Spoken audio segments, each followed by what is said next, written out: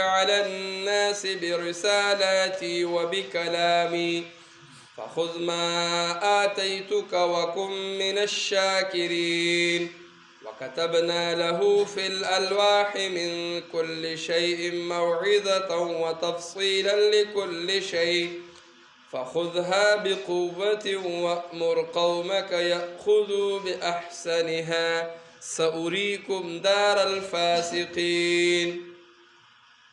نهم سپارہ سورہ اعراف آیت نمبر 144-145. من پرون ویلو چې موسی علیه السلام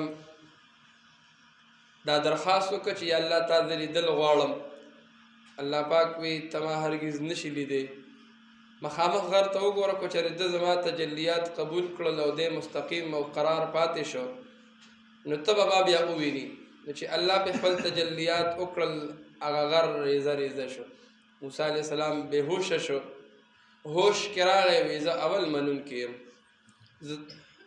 نو الله رب العزت وی ملاقات تا د ملاقات شوق کو، ملاقات نه صحیح، ته ما په خپلو بندګانو کې غوره کړلې او هغه غورهوالی چې تا له ما ای موسی علیه السلام په خلکو باندې درکړه، ځکه په سالمو خلکو کې په انسانانو کې په وخت کې د ټولو نه غوره سړی او غوره کس هغه د الله پیغمبري، چې الله وله خپل پیغامات ورکي، خپل پیغمبر جوړ کي.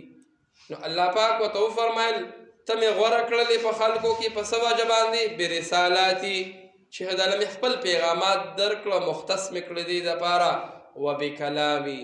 او دویم نمبر غورهوالی ما تاله په دې درکړو چې ما ګورې تا سره خبرې وکړلې، دا ته یو خپل اعزاز وګڼه، خوشحاله شه په دې باندې چې پیغامات مې هم درکړه، خپل نږدې بنده مې جوړ کړي، او دویم نمبر دا چې در سره مې خبرې وکړلې. او څه ورته وایي؟ فخذ ما آتیتک وکن من الشاکرین، واخله دا چې څه دله زه درکومه او شه د شکر ګزارو نه. نو الله پاک څه ورکول؟ تورات شریف یې وله الله پاک ورکو. او موسی علیه السلام د مخکې آیات کې راځي وکتبنا له فی الالواح، لیکلی او موږ د ده دپاره په تختو باندې دا تورات. مفسرینو لیکلي دي د 9 نوالې در 12 تختو باندې تورات شریف لیکلی و. موسی علیه السلام ته دا تورات حواله کو، وی دا واخله. په تورات کې څو؟ کل شیء موعظه وتفصیلا لكل شیء. دو خبرې وي، یو پکې وعظ او نصیحتو، د قبر او د آخرت خبرې، د الله د ملاقات خبرې. وعظ او نصیحت چې ورته ویلی شي، یو انسان کې کمی کوتاهي وي، انسان ورته وعظ او نصیحت وکړي. او دویم نمبر په تورات کې کومې خبرې وي؟ وتفصیلا لكل شیء، او تفصیل د هر یو شیز، چې دا حلال دی، دا حرام دی، دا ټیک دی، دا غلط دی، دا جایز دی، دا ناجایز دی.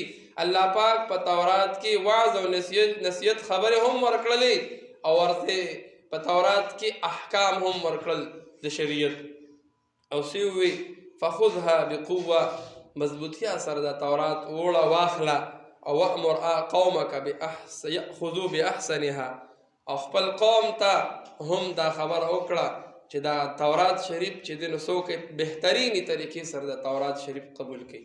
او سأریکم دار الفاسقین، اخر کې ورته خبرې کوي سأریکم دار الفاسقین، زر د چې تاسو ته به د فاسقانو د فاجرانو کورونه وښیمه. مفسرینو په دې کې به الله اقوال کړي دي چې دار الفاسقین نه کوم ځای مراد دی.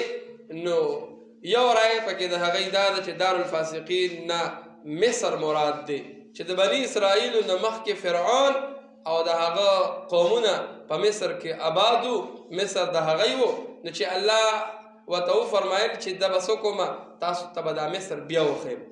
مفسرینو لیکلي دي کېدای شي بیا تلي، یا د دې نه مراد ملک شام مراد دی چې د دې ابایي علاقه وه، او په هغې باندې عمالقه راغلي وو، او په هغې باندې آباد شوي وو.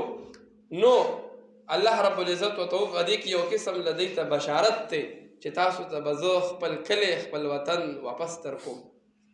بیا مخکې واقعه راځي، موسی علیه السلام وی ځو هغې سره جنګ کوو. بني اسرائیل وی نه، ته ستا رب دې ورشي، موږ په سوره مایده کې ویلو ته ستا رب دې ورشي جنګ دې وکړو، موږ به دلته ناست یو، موږ نه ځو. او د یوشع علیه السلام په وخت کې موسی علیه السلام بیا وفات شو. د یوشع علیه السلام په وخت کې بنی اسرائیل ملک شام ته داخل شو، بیا لاړل. یا د دار الفاسقین نه مراد د قوم عاد او قوم ثمود چې کوم قومونه الله تعالی تباه و برباد کړي وو، الله وی دغه ځایونه هغه بسته او هغه واده چې کوم باندې د الله تعالی عذاب راغلی و دا به درته وښیم، دا به درته وښیم. یا د دار الفاسقین نه مراد جهنم دی. ای بني اسرائیلو کو چېرې تاسو تورات کې احکام دي دا مو ونه منل او د تورات د احکامو نه مو مخ واړو، نو جهنم مو ځای دی چې هلته کې به مو داخل کم.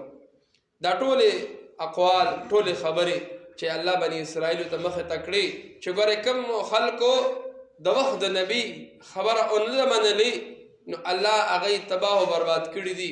لکه دا بسته به در باندې دنیاوي دا خبره ده چې په دې کلو باندې به تاسو زه وګرځم واپس به لاړ شئ، د هغې هغه کلي به ووینئ، د هغې هغه کورونه به ووینئ، عبرت واخلئ د دې نه. او که چېرې تاسو د تورات احکام نه منئ نو ما جهنم تیار کړی دی چې هغه ستاسو دپاره آخري انجام او آخري ځای دی، هغه به هم درته بیا زه په آخرت کې وښیم.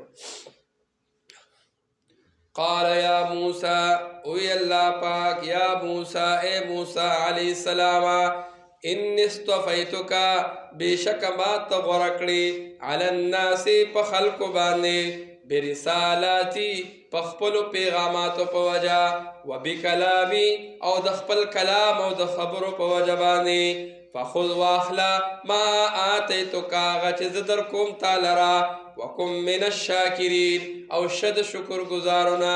مخکې موږ ویلو چې په ناشکرۍ باندې موږ له د دپاره فی الالواح په تختو باندې من کل شیء د هر یو شیز نه موعظة د نصیحتنا، وتفصیلا لکل شیء او تفصیل د هر یو شیز.